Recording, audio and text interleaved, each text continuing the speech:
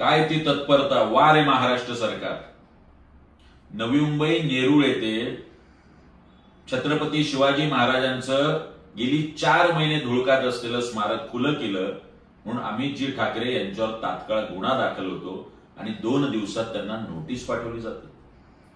मात्र दादर येथे हायकोर्टाची बंदी हुकूम मोडून जैन समाजाने कबूतरखाना खुला केला. अद्याप ना त्यांच्यावरती गुन्हा ना नोटीस. या महाराष्ट्राचे उपमुख्यमंत्री अजित पवार यांच्या पोराचे ढळढळीत जमीन घोटाळ्याचे पुरावे समोर असताना ना अद्याप त्याच्यावरती गुन्हा ना अद्याप त्याच्यावरती नोटीस. संजय शिरसाट सिडको 4000 कोटीच्या भ्रष्टाचाराचे पुरावे बिवलकर कुटुंबाच्या संदर्भातले, ना अद्याप त्यांच्यावर गुन्हा ना अद्याप नोटीस.